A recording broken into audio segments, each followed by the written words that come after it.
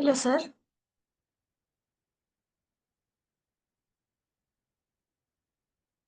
Hello, madam. Please proceed, madam. Okay, sir. So, hello everyone. Welcome to Tawhid Foundation at Light Healthcare Sciences, Bangalore. Today's class is about Immunology Part 1 for BSc MLT third year students. So, today we are going to explore the field of immunology, which is the study of how our body defends itself. The immune system protects us from infections, harmful substances, and even abnormal cells like cancers. So, it has two major arms, the innate immunity and acquired, that is adaptive immunity, which is highly specific and develops memory. Innate immunity, so which is our inborn first line of defense. So for this, immunology is also the basis of vaccine, allergy, autoimmunity, and many modern therapies. With this background, so we'll study about the history of immunology and see how this science evolved. So immunology through three main sections. In first half, we'll study the history of immunology to see how important discoveries and scientists shaped this field. Second half, the host microbe relationship, which explains how microorganisms interact with humans and lead to infections or diseases. And third half, the concept of immunity, covering the innate and acquired mechanisms of defense. So, we'll start with history of immunology, a short history of immunology. Here, the discipline of immunology grew out of the observation that individuals who had recovered from certain infectious diseases were thereafter protected from the disease. Perhaps the earliest written reference to the phenomenon of immunity can be traced back to Thucydides, the greatest historian of the Peloponnesian War, in describing a plague in Athens. So then he wrote in 1430 BC that only those who had recovered from the plague could nurse the sick because they would not contract the disease a second time. The first recorded crude attempts to induce immunity deliberately were performed by the Chinese and Turks in the 15th century. Various reports suggest that the dried cut crust derived from smallpox pustules were either inhaled into the nostrils or inserted into small cuts in the skin. That is a technique called variolation. In early 1718, Lady Mary Wortley Montagu, the wife of British ambassador to Constantinople, observed the positive effect of variolation on the native population and had the technique applied to her own children. So the technique was significantly improved by the English physician Edward Jenner in 1798, intrigued of the fact those milkmaids who had contracted cowpox, a mild disease, were subsequently immune to smallpox. Jenner reasoned that introducing fluid from a cowpox pustule into people might protect them from smallpox. To test this idea, he inoculated an 8-year-old boy with fluid from a cowpox pustule and later intentionally infected the child with smallpox. So, as predicted, the child did not develop smallpox. Jenner's technique of inoculating with cowpox to protect against smallpox spread quickly through Europe. Even though the immunology was born in the 18th century, with the practice of variolation and of genus vaccination, it became a true science only in the 19th century. So, beginning in 1880, the world witnessed a veritable torrent of progress stimulated both by Pasteur and his student and by Robert Koch and his group. The magnificent contribution was done by Pasteur, Rocks, Metchnikoff, and Baudet on the one hand, and those of Koch, Pfeffer, and Ehrlich on the other. So Louis Pasteur showed with his work on fowl cholera, anthrax, and rabies, fowl cholera, anthrax, and here rabies. So with this, that these organisms once attenuated could be used specifically to protect the individual against the disease that they caused. So from this extraordinary series of investigations were born the modern science of immunology, foundation of modern immunology. In 1885, Pasteur administered the first vaccine to a young boy who had been bitten repeatedly by a rabid dog. Wood engraving of Louis Pasteur watching Joseph Mister receiving the rabies vaccine, as you can see in this image. Emil von Behring and Kitazo in 1890 inoculated toxins of diphtheria and tetanus to animals to produce neutralizing antitoxin serum. They introduced passive immunization in modern medicine, for which von Behring was awarded Nobel Prize in 1901. The phagocytic theory was first to be conceptualized in 1880 by a Russian zoologist named Eli Machnikov.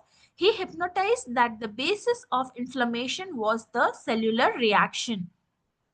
So, vascular and nervous reactions were secondary. He further suggested that the elimination or destruction of invaders was the sole function of phagocytic cells. Subsequently, many workers proposed the presence of soluble substances, that is, humoral immunity, humoral factors, which were bactericidal. Finally, in 1903, Almorth Wright and Stewart Douglas, these two scientists discovered a humoral component known as opsonins, which makes the target bacteria palatable for phagocytosis. In 1908, Metchnikoff and Ehrlich shared the Nobel Prize for the respective studies of cellular and humoral factors in host defense. Ehrlich proposed side chain theory of antibody formation and antibody function. In 1905, von Perquert and Schrick published a brilliant series of studies on children treated with horse diphtheria anti-serum, which led to untoward reaction. Then they introduced the concept that all the events in immunological reactivity might not be beneficial to the host, and they named the disease caused by the immune response to horse protein serum sickness, a term still in use. In the same decade, Arthurus Proter and Richard describe the cutaneous vasculitis and anaphylaxis in animals. So in 1913, Charles Richard received the Nobel Prize in recognition to his work on anaphylaxis. Pfeffer discovered the phenomenon of in vivo cytosis of Vibrio cholera much earlier in 1894 to 1895 following intraperitoneal inoculation of Vibrio cholera. So he then complement theory Vibrio cholera in an immunized guinea pig. This early experiment led to the understanding of complement mediated cytolysis by Pfeffer and later Buchner and Baudet.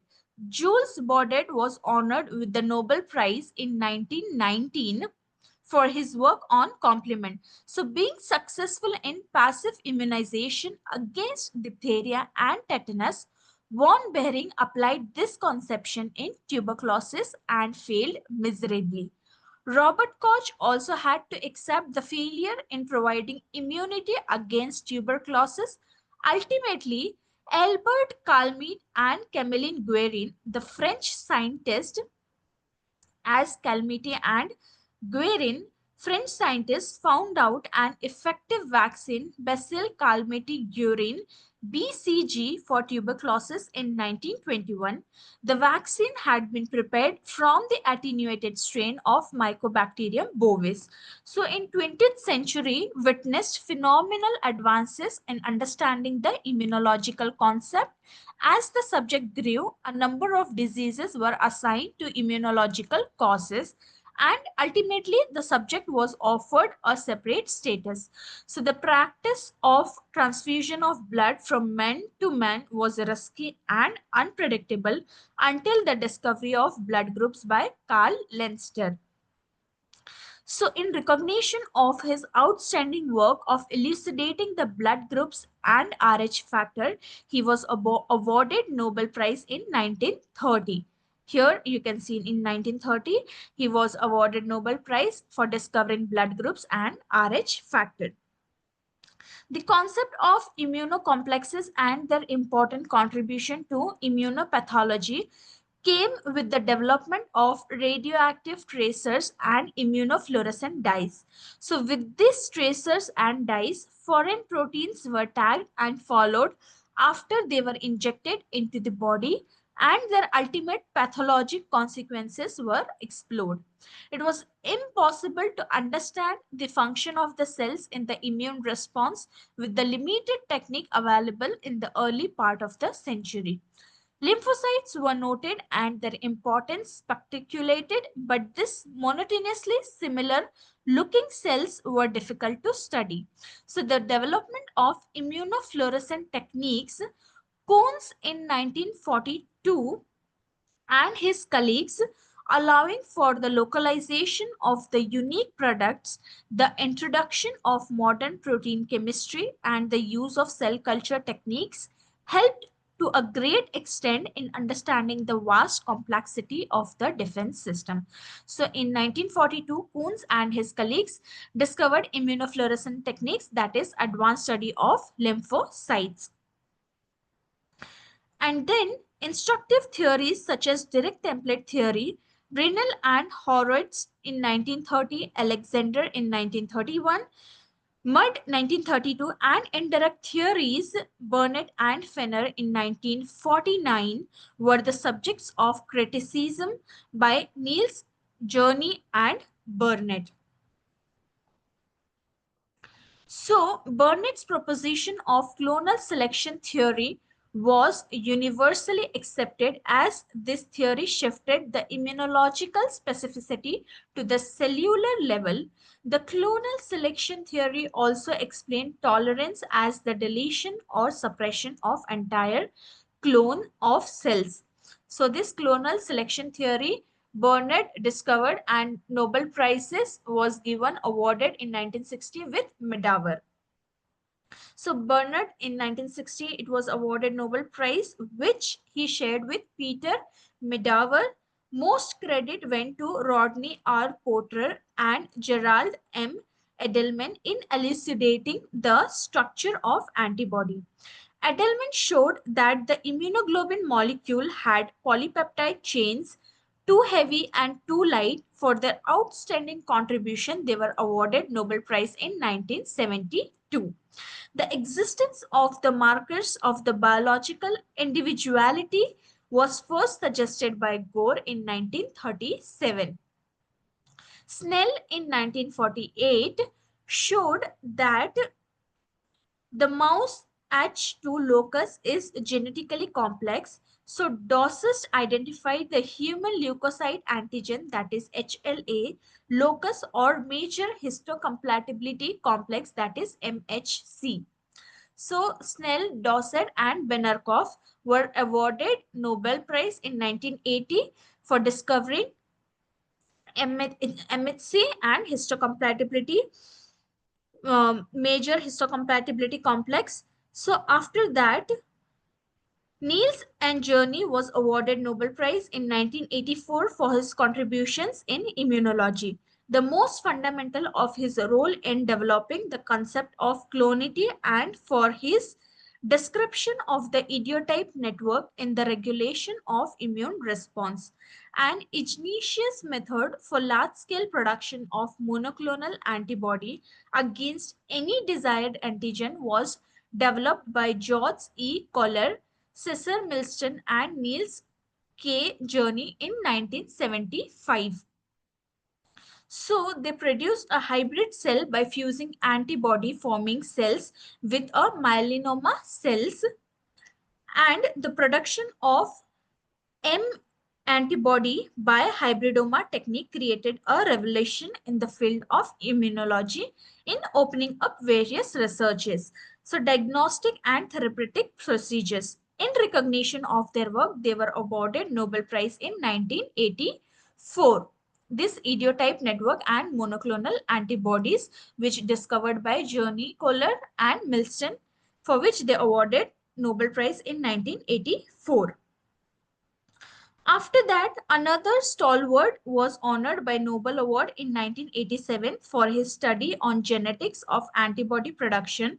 Murray and Thomas were awarded Nobel Prize in the year 1990 for immunosuppression in transplantation for their work of this use of immunosuppressive drugs in transplantation.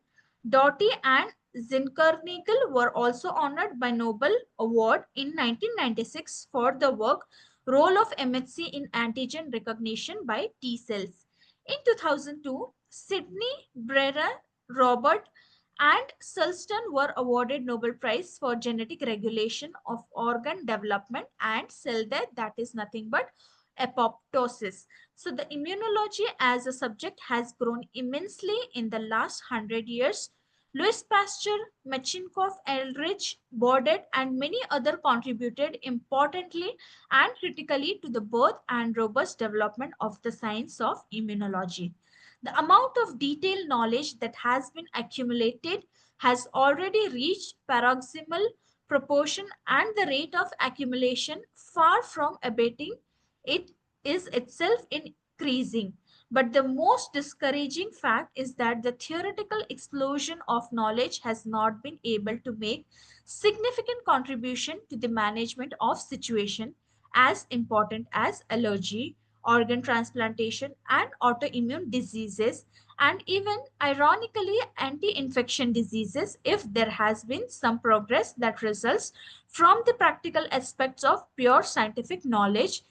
The control of number of diseases that cause significant mortality and morbidity has made outstanding progress, but there remains a crying need for vaccine against others. So as you can see in this table, this slide highlights Nobel laureates in microbiology. These scientists made landmark discoveries from germ theory to antibiotics and immunology. For example, Louis Pasteur and Robert Koch laid the foundation of bacteriology. Alexander Fleming discovered penicillin, revolutionizing infection treatment. Elie Metchnikoff was awarded for discovering phagocytosis, showing innate defense. Each of these contributions directly advanced medicine and our understanding of pathogens. So in this table, it is divided into three parts: year, name of the scientist, and their discovery. So in early 1901, Emil von Behring discovered serum antitoxin. In 1905, Robert Koch discovered cellular immunity to tuberculosis. In 1908, Paul Enrich discovered the theories of immunity. In 1908, Metchnikoff discovered the phagocytosis. In 1913, Richard discovered anaphylaxis. In 1919, Jules Bordet discovered immunity that work on complement. In 1930, Lenz Steiner discovered blood grouping Rh factor, and in 1960, scientists Berner and Medauer discovered immunological tolerance. In 1972, Edelman and Porter discovered nature and the structure of antibody.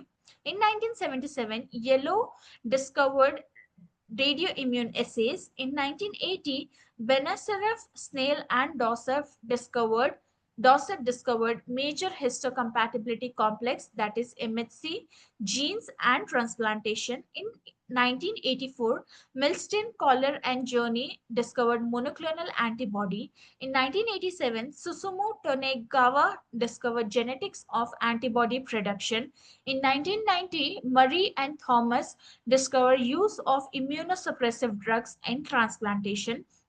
In 1996, Doherty and Zinker-Nagel discovered role of major histocompatibility complex in antigen recognition of T cells. In 2002, Sidney Brenner, H. Robert Horwitz, and J. Sulston discovered genetic regulation of organ development and cell death, that is apoptosis. Scientists and their contribution. So this slide summarizes key scientists and their specific discoveries. So as you can see, scientists and their contribution. Robert Koch contribute in discovering genetics of antibody production. Jules Bordet, their contribution is a radioimmunoassay. Susumu Tenegawa, cellular immunity to tuberculosis, and Yellow, this scientist worked on complement system. Next half is host microbe relationship. So infection and immunity involve interaction between the host and the infective microorganisms. Based on the relationship to their host, microorganism can be classified as saprophytes, which is nothing.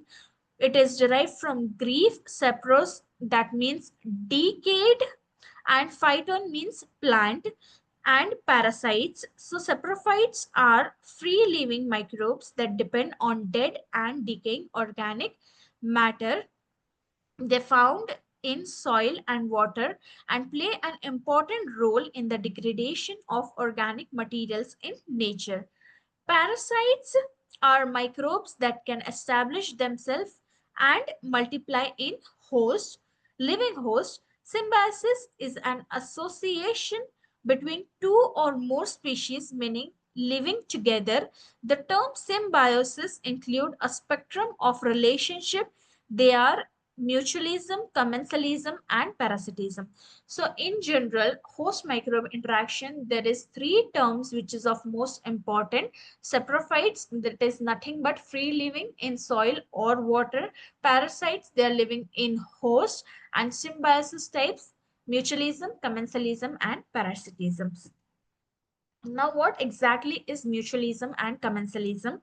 Mutualism is a type of symbiosis that benefits both the organisms. For example, the large intestines contain bacteria such as E. coli that synthesize vitamin K and some vitamin B. These vitamins are absorbed into the bloodstream and distributed for use by body cells. The bacteria in turn get a favorable environment to obtain nutrients. In commensalism, one of the organism is benefited and the other is unaffected, neither benefits nor harmed. For example, many microorganisms live on our skin surfaces and utilize the metabolic products secreted from the pores of the skin. Ordinarily, ordinarily, we are neither benefited nor harmed in commensalism. Next is parasitism. But a harmless commensal could act as a parasite if it gains access to part of the body where it could not normally exist, E. coli causing urinary tract infection, that is UTI. At the other end of the spectrum is the parasitism, in which one organism's the parasite benefits from the relationship, whereas the other organism is harmed by it. So in general, parasites benefits, host harmed, and host is getting harmed. Harmless commensal may turn parasite. Example is UTI by E. coli. Next is key terms: contamination, infection, infestation, and disease. Contamination, it means that the microorganisms are present on an inanimate objects, the surface of the skin and mucous membrane. Second is infection. It is the multiplication of the parasite in or on the host tissue. Third is infestation. It refers to the presence of a large parasite such as worms or arthropods in or on the body. Fourth is disease. It is the disturbance in the state of health where the body cannot carry out its normal functions. Extents of host involvement, that is characteristics of infection. So, types of infection. First, infections can be classified according to the extent to which the host body is affected.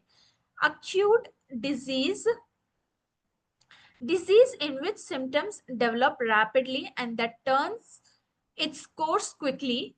Chronic, chronic disease, disease in which symptoms develop slowly and it is slow to disappear. Subacute disease, disease in which symptoms intermediate between acute and chronic. Latent infections, disease in which symptoms appear or reappear long after infections. So these terms include in types of infection 1, types of infection 2, primary versus secondary infection, reinfections, local versus systemic infections. Primary infection, initial infection with a parasite in a host. Secondary infection, new parasite sets up infection in a host whose resistance is lowered by a pre-existing infectious disease. Reinfections, subsequent infections by the same parasite in the host. Local infection, infection confined to the small region of the body, such as a boil or bladder infection. Focal infection, infection in a confined region from which pathogens travel to other regions of the body, such as abscess, tooth, or infected sinuses. Systemic infection, infection in which the pathogen is spread throughout the body, often by traveling through blood or lymph.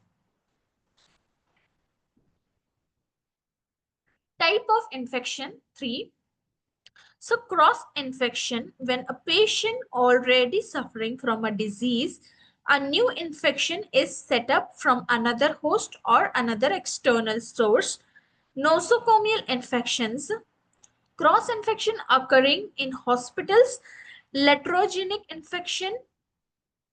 In this infection, physician-induced infections resulting from investigative, therapeutic, or other procedures. Exogenous infection. So, in exogenous infection, it is infection from external sources. Endogenous infection, in that infection from host own body. Inapparent infection, infection that fail to produce a full set of signs and symptoms.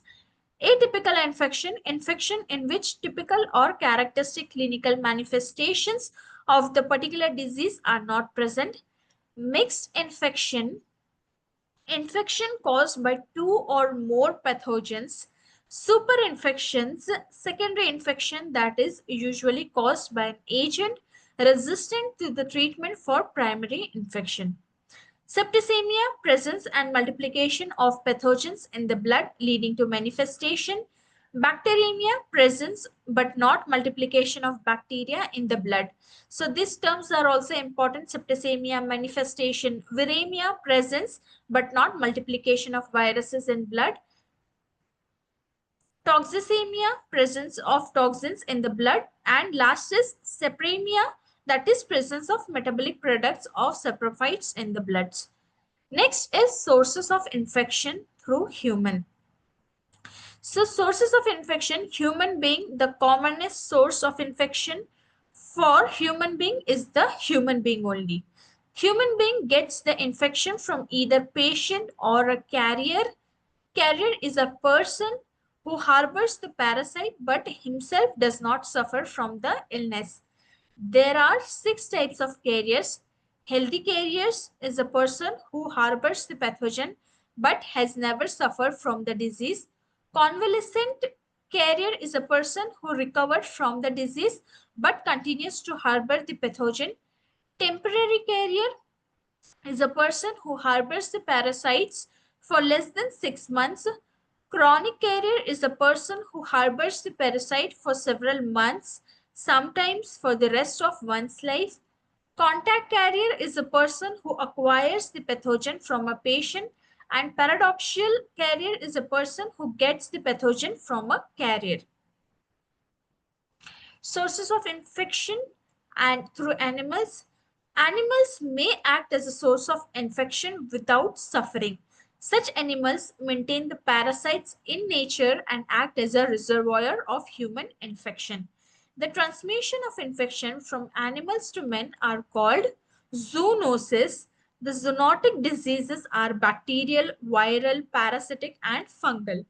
Bacterial, so the disease caused by bacteria are as follows: plagues from rabies from rats, brucellosis and tuberculosis from cows, anthrax from sheep, leptospirosis from dogs, pigs, sheep, cows, and rodents, cysticercosis from parrots and other birds, relapsing fever from rodent via ticks and lice, salmonellosis from dogs, Japanese from dogs, cats, and poultry, viral disease, the disease caused by viruses from rabies, from dogs, this Japanese encephalitis from pigs, etc. So the disease caused by parasites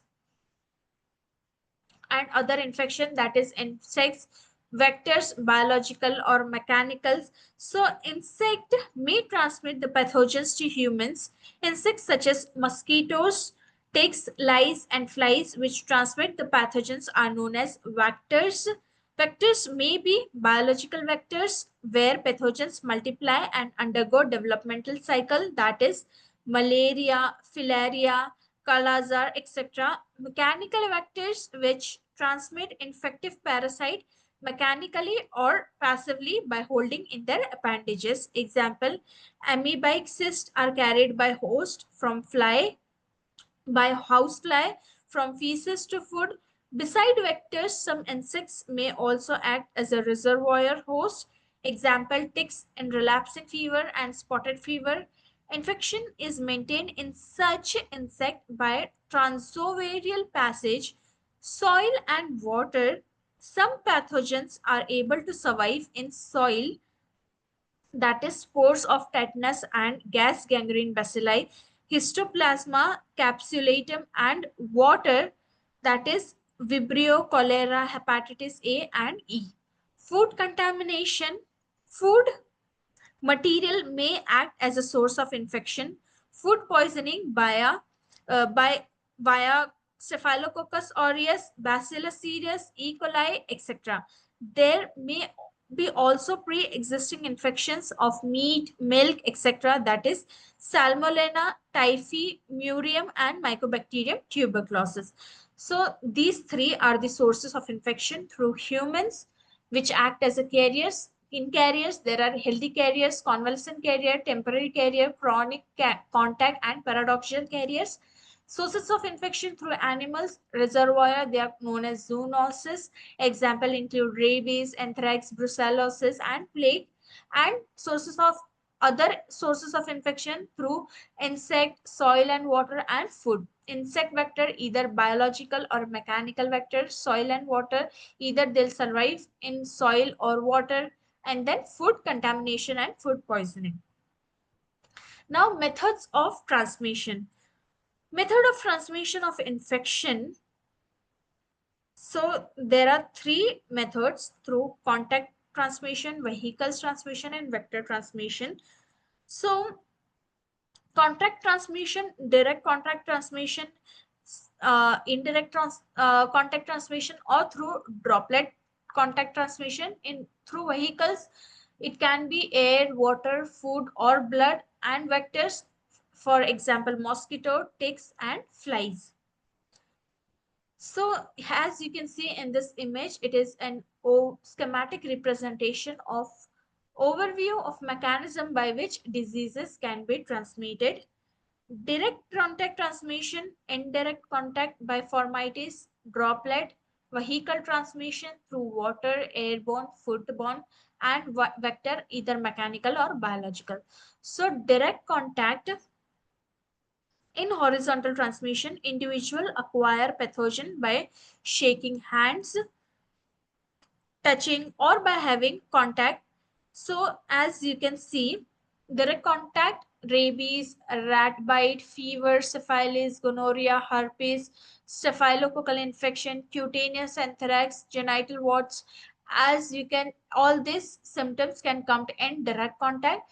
Indirect contact, tetanus, common cold, enterovirus infection, ringworm infection, and droplets through common cold, influenza, measles, fever, pneumonia, and whooping cough.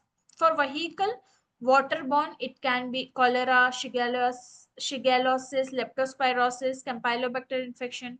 Airborne, including dust particles, chickenpox, tuberculosis, coccidomycosis, histoplasmosis, influenza, measles.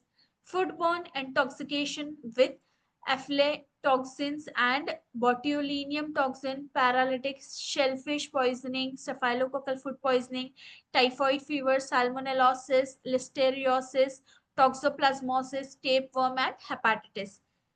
Vector transmission in mechanical on insect body, E. coli, diarrhea, salmonellosis, and trachoma, and biological plague, malaria, yellow fever, typhus fever, Rocky Mountain spotted fever, Chagas disease, and Lyme disease. Next part is pathogenicity and virulence. Microbial pathogenicity, the term pathogenicity and virulence refers to the ability of a microbe to produce disease or tissue injury, but there is a minor difference between these two. Pathogenicity is the capacity to produce disease, and an organism's pathogenicity depends on its ability to invade a host, multiply in the host. Mycobacterium tuberculosis frequently cause disease upon entering the host, whereas Staphylococcus epidermidis cause disease rarely when it enters into a host with poor defense. Most infectious agents exhibit a degree of pathogenicity between these extremes. Virulence is the degree of pathogenicity. This term also refers to the intensity of the disease produced by pathogens and varies among different microbial species.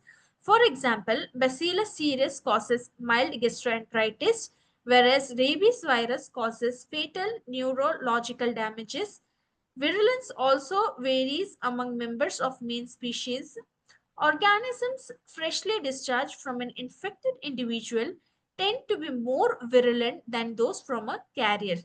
So, the virulence of a strain is not constant and may undergo spontaneous or induced variation. Enhancement of virulence is known as exhalation, which can be done by serial passage, the rapid transfer of the pathogen through susceptible animals. So, several times, presumably, the microbe become better able to damage the host with each animal passage. Reduction of virulence is known as attenuation, which can be achieved by through passage through unfavorable host, repeated culture in artificial media, growth under high temperature, growth in the presence of weak antiseptic solution, and terminants as and this desiccation prolonged storage in culture. So, microbial virulence factors are structural or physiological characteristics that help the microorganism to cause infection and disease. Microbial virulence here, these are the examples of virulence factors, adhesions, toxins, and invasions and enzymes. So, pathogenicity, it is the ability to cause disease, and virulence, it is the degree of pathogenicity. These are the virulence factors. Example of bacterial adherence mechanisms. So, as you can see, one table, it is divided into three parts: microorganism, adhesin, and receptors. So, You can refer this table for the example of bacterial adherence mechanism. Asorius species is there, group A streptococci, streptococcus pneumonia, E. coli, other enterobacteria species, Neisseria gonorrhea, Trypanoma palladium, chlamydia species, Mycoplasma pneumonia, and Vibrio. These are the adhesins and receptors.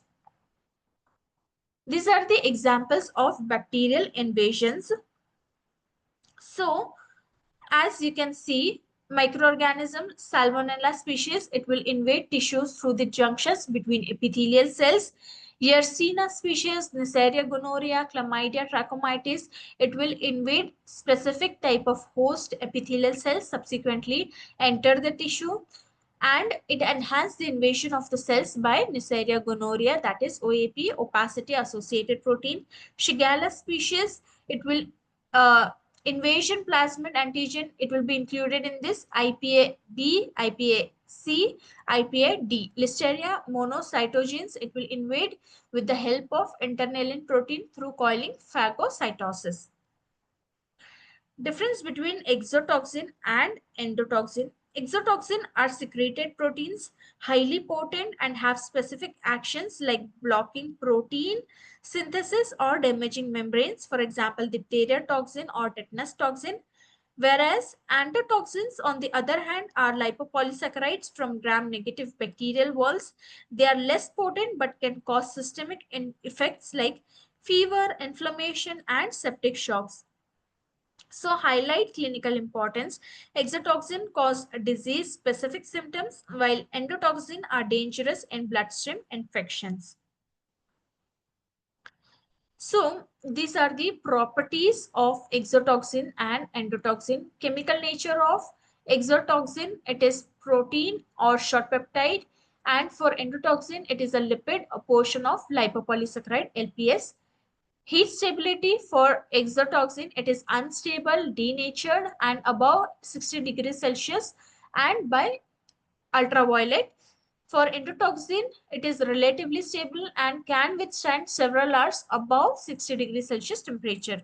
Location in the cells, for exotoxin, it is extracellular, excreted into the medium. For endotoxin, it is bound within the bacterial cells, released upon death of bacterium. Extraction, for exotoxin, it can be separated by filtration, and for endotoxin, it is obtained by only by cell lysis. Pharmacology, that is effects on body. For exotoxin, it is specific pharmacological action on each toxin, and for endotoxin, non-specific, it is common for all endotoxin. Tissue affinity, for exotoxin, it is specific tissue affinity, and for endotoxin, no tissue affinity is present. For toxicity, lethal dose, that is ability to cause disease. For exotoxin, it is high, active in minutes of doses. For endotoxin, it is low, active in large doses only. Immunogenicity and toxoid conversion. For exotoxin, it is highly antigenic and can be toxoided, and for endotoxin, it is weakly antigenic and cannot be toxoided. Bacterial source of exotoxin, mostly gram-positive bacteria. Some gram-negative bacteria, that is Vibrio cholera, enterotoxigenic, E. coli, etc., will be included. And for endotoxin, only gram-negative bacteria is present. Binding site of exotoxin, it will bind to specific receptors on cells. And for endotoxin, it is specific receptors and it is not found on the cells. Fever production, for exotoxin, little or no fever. For endotoxin, it is produced high temperature by release of interleukin 1, that is IL-1. Control, for exotoxin, frequently controlled by extra chromosomal gene, that is plasmid. For endotoxin, it is controlled by chromosomal genes. Examples for exotoxin: botulism, gas gangrene, tetanus, diphtheria, staphylococcal, food poisoning, cholera, and enterotoxin plague. For endotoxin, salmonellosis, tularemia, meningococcemia, and endotoxic shock syndrome. Next is thematic representation of overall scheme of microbial pathogenicity. So this diagram shows how toxins act inside host cell. For example, toxin bind to receptors, enter cell and then block protein synthesis, disturb its signaling or form pores in the membrane. A well-known case is cholera toxin, which activates adenylate cyclase, leading to watery diarrhea. So as you can see here, portal of entry through mucous membranes or respiratory tract or gastrointestinal tract, genitourinary tract, conjunctiva, skin, parenteral route. Number of invading microbes will lead to penetration or evasion of host defenses. Adherence, capsules, cell wall components, enzymes, and then it will lead to damage to host cells or cytopathic effects. It will direct damage toxin, exotoxin, endotoxin, and hypersensitivity. Next half is immunity.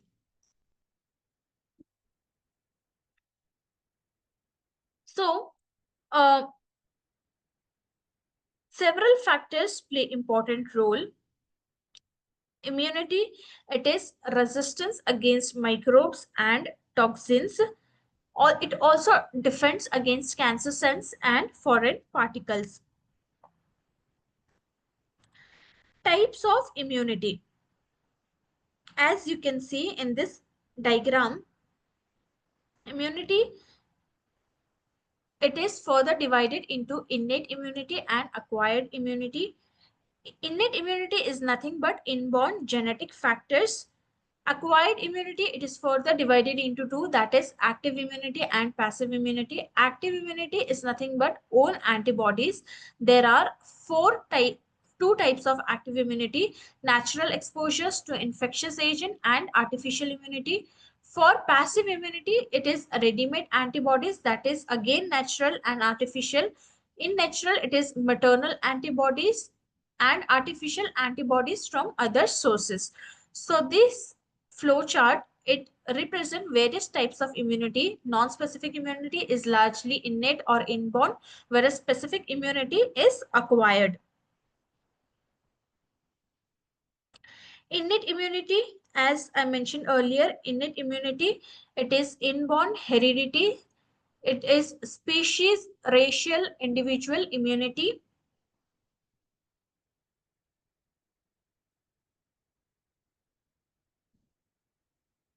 Next is innate immunity. Second, first line, it includes skin, mucosa, secretions, commensal flora, chemical factors, that is lysosome, HCl, defensin. And third, type 3 of immunity, that is second line, phagocytosis, inflammation, fever, NK cells. All this will include in third line, third type 3 of immunity. So in this picture, as you can see, the mechanisms of innate immunity.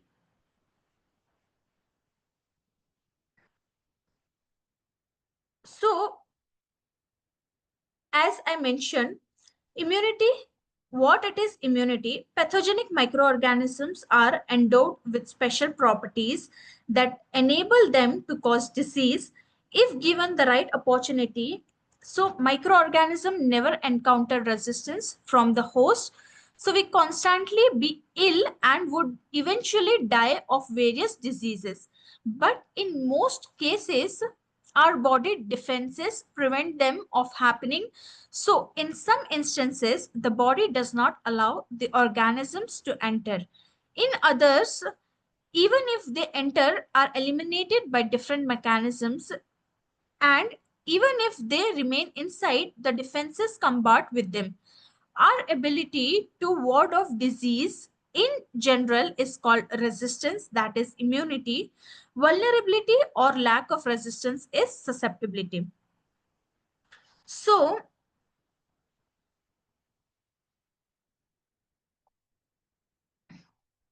we'll go one by one with this mechanism of immunity. First line of defense, that is physical barrier, skin and mucous membrane form an important line of defense. Intact skin is impenetrable to most of the bacteria. Its low pH and presence of fatty acid makes the environment inhospitable for bacteria other than commensal. The continuous shedding of the squamous epithelium also reduces bacterial load. If the continuity of the skin is compromised, the skin may be secondarily infected. The mucous membranes form a less formidable barrier. The mucus with entrapped bacteria is swept away by cilia of the ciliated respiratory mucosa or the villi in the intestine. Particles are swallowed and coughed out by cough reflex. So the flushing effect of the body secretion reduces the microbial flora.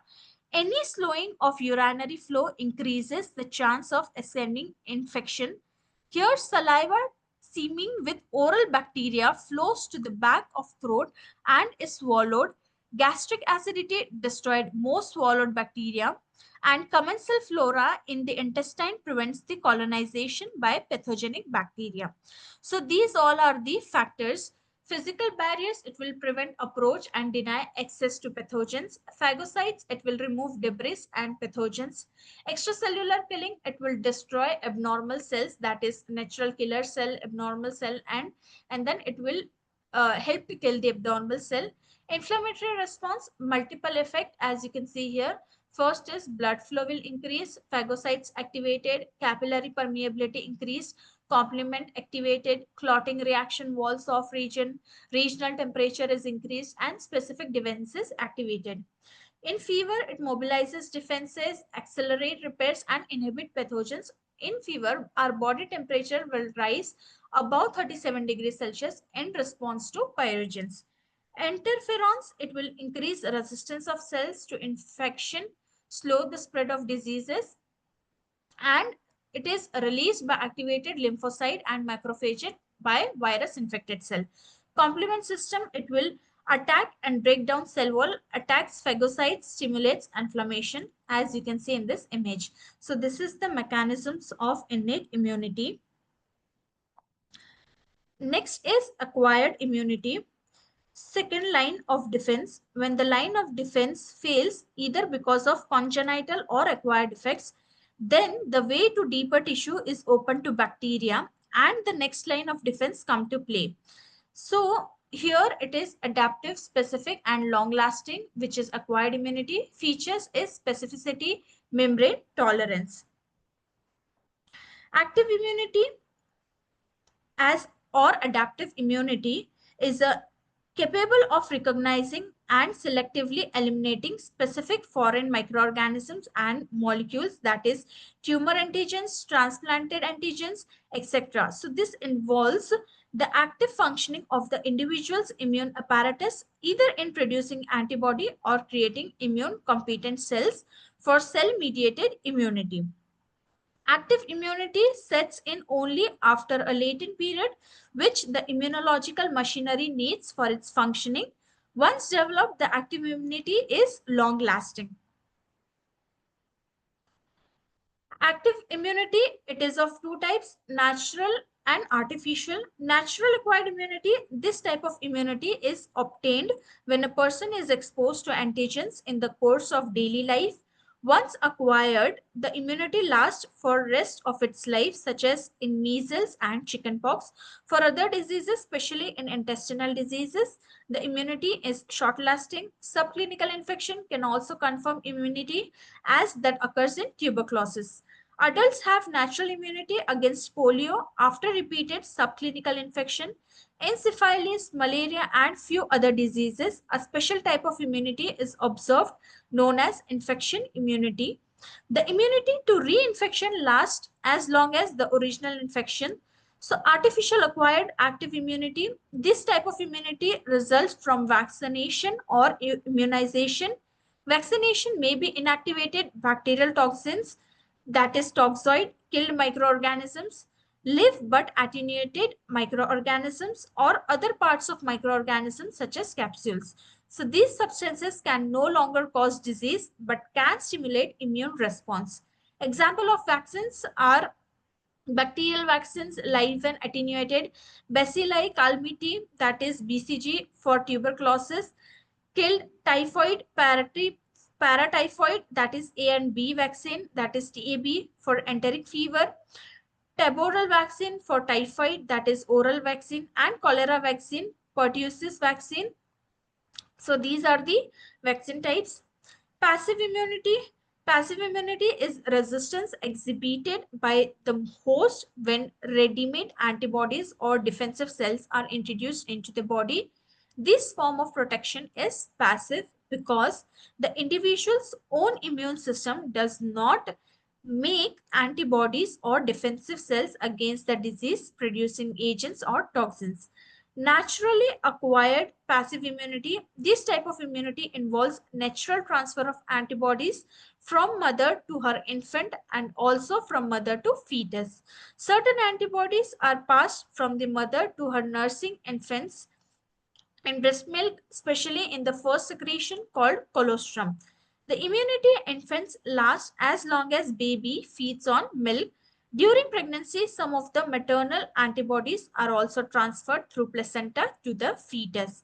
If mother is immune to diphtheria, rubella, or polio, the newborn will be temporarily immune to these diseases as well. So artificial acquired passive immunity, this type of immunity involves the introduction of antibodies into the body. These antibodies come from animal or person who is already immune to the disease. So comparison of active and passive immunity.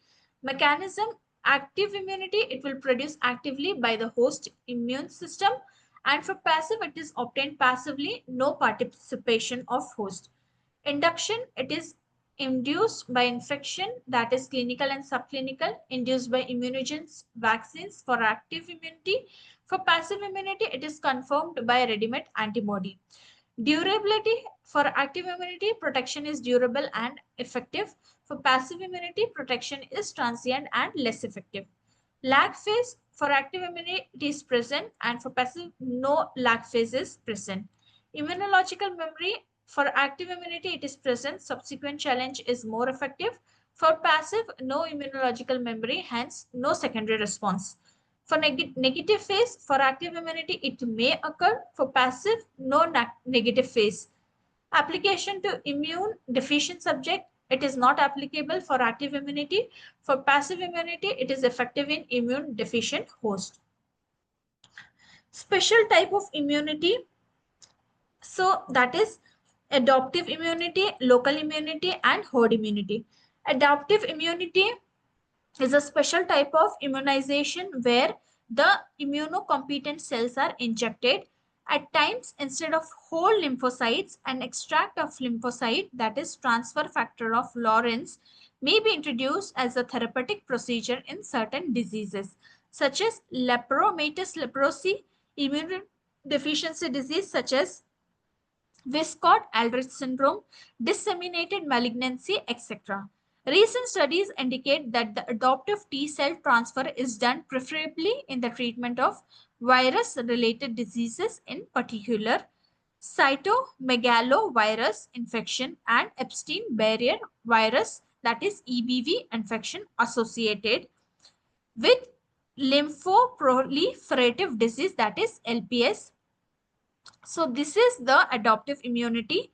Local immunity, the mucosal immune system is composed of the lymphoid tissue that are associated with the mucosal surface of the gastrointestinal, respiratory, and the urogenital tracts.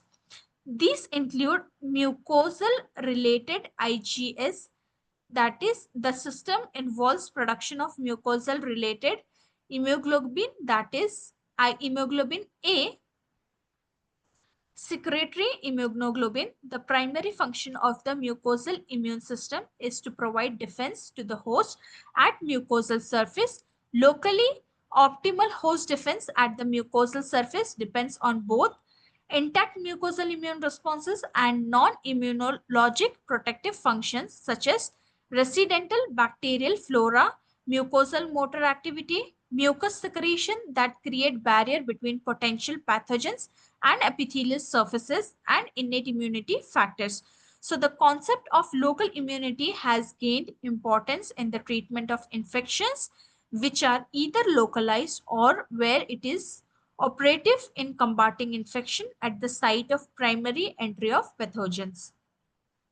Next is uh, so here the Sabin vaccine is administered orally to promote local IgA, that is secretory IgA production in the intestinal tract. This will prevent entry and multiplication of the organisms. Influenza vaccine is most effective when given in nasal spray. Research to find out an oral vaccine against cholera is on the process. So for this local immunity, that is IgA at mucosa. Next is herd immunity. Herd immunity refers to an overall immunity exhibited by a community which is relevant in the control of epidemic diseases. When the herd immunity is satisfactory, epidemic does not occur. When it is less, the prevention of epidemic can be done by mass immunization. So there are limits to the herd immunity. However, if a significant number of unprotected individuals become infected, the infection could spread rapidly through the unprotected membrane of population. So in the course of that rapid replication, new mutant forms might arise that could evade the immune response and produce diseases if vaccinated individual as well. So the summary of this session: history of immunology. Immunity, it is first noted by Thucydides 430 BC. It indicates plague survivors, which is protected. 15th century, Chinese and Turk practiced variolation with smallpox crust. In 1718, Lady Mary Montagu introduced variolation to Europe. In 1798, Edward Jenner cowpox inoculation was discovered and protection from smallpox vaccination.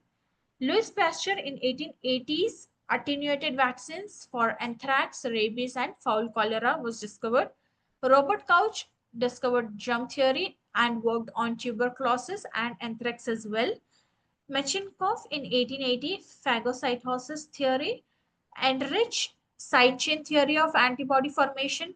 Bering and Kitazo in 1890 antitoxins for diphtheria and tetanus, that is passive immunity. 20th century discoveries, opsonins, which is discovered by Wright and Douglas, and Phylaxis Richet, complement through Bordet, BCG vaccine, Calmette and Guerin. So these are the scientists who discovered these specific things. Karl Landsteiner in 1930, it is awarded Nobel Prize for blood grouping and Rh factor. Burnett in 1960 awarded Nobel Prize for clonal selection theory. Porter and Edelman in 1972 for antibody structures. They awarded Nobel Prize. Koller and Milstein in 1984 they discovered monoclonal antibodies and received Nobel Prize. Tonegawa in 1987 discovered genetics of antibody production and received Nobel Prize for that. Modern focus, autoimmunity, tumor immunology, and vaccinology. Saprophytes is nothing but free living on dead matter or host. Parasites, it is live and multiply inside the host carriers. Symbiosis, three types of symbiosis there. Mutualism, it will benefit both. Example is E. coli in intestine. Commensalism, only one will benefit it. Host is unaffected. Parasitism, parasite will get benefit and host is getting harmed. Contamination, microbes present on surfaces, infection, lodgement and multiplication of parasite, infestation, presence of large parasite, disease, disruption of normal health, types of infection, acute, chronic, subacute, latent, primary, secondary, reinfection, local infection, systemic, cross, nosocomial, heterogenic, mixed, and superinfection. These are the types of infection which we studied today. Sources of infection through humans, animals, insects, soil and water, and food. Humans, patients, carriers, that is healthy, convalescent, and chronic carriers. Animals, zoonosis, define the term zoonosis, rabies, anthrax, and plague. Insect, causes infection through vectors, that is either biological or mechanical. Soil invaded, tetanus spores, and Vibrio cholera are the examples.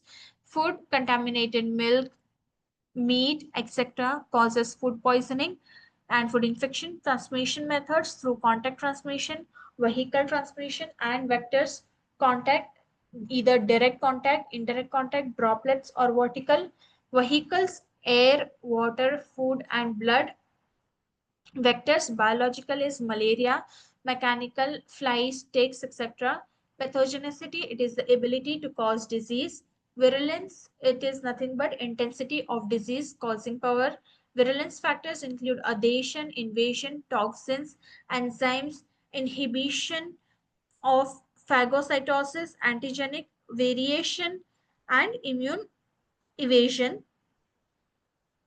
So, these are the things which we studied today about history of immunology. Next is immunity. So immunity is nothing but resistance of host to microbial injury. It protects against microbes, toxins, foreign substances, and cancer cells.